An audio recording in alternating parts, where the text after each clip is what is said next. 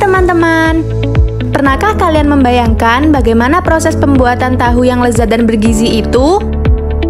Nah, di video ini kita akan menyelami dunia produksi tahu dan mempelajari bagaimana perusahaan membuat keputusan penting dalam menghasilkan tahu yang berkualitas dengan harga yang terjangkau.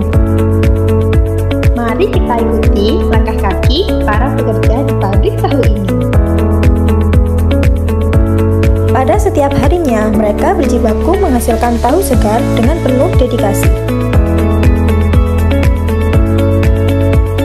Pemilik pabrik tahu ini harus membuat keputusan penting untuk memastikan kelancaran dan efisiensi produksi. Salah satunya adalah dengan keputusan produksi.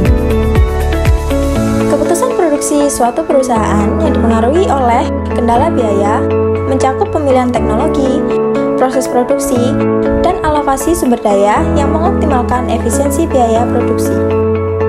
Jumlah tenaga kerja yang digunakan dapat divariasikan untuk meningkatkan atau menurunkan jumlah tahu yang akan diproduksi.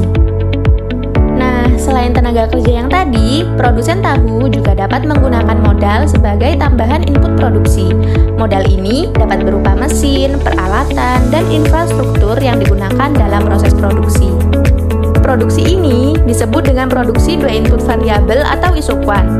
Isokuan sendiri memiliki konsep yang sama seperti indifference, namun dengan fokus yang berbeda, di mana isokuan membantu produsen mencapai efisiensi, sedangkan indifference membantu konsumen memaksimalkan kepuasan. Dalam produksi tahu, terdapat biaya produksi yang harus dihitung dengan cermat. Biaya produksi ini terbagi menjadi 5 kategori, yakni 1.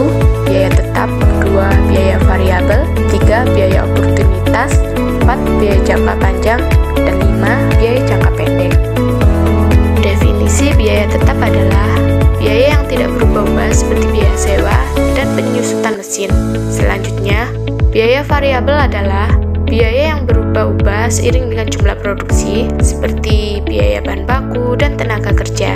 Kemudian, biaya oportunitas adalah biaya yang timbul dari hilangnya alternatif terbaik yang tidak dipilih. Selanjutnya adalah biaya jangka panjang.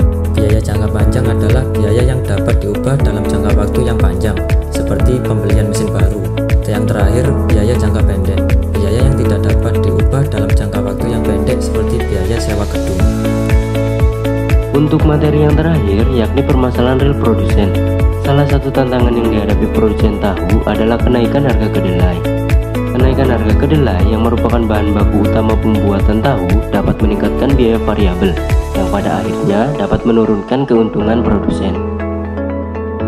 Wah, sudah sampai di akhir video nih. Bagaimana teman-teman? Menjelajahi dunia produksi tahu bersama video ini pasti membuka mata kita tentang banyak hal ya.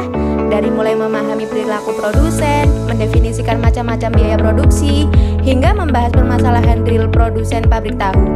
Semoga video ini bermanfaat bagi kita semua ya. Thanks for watching.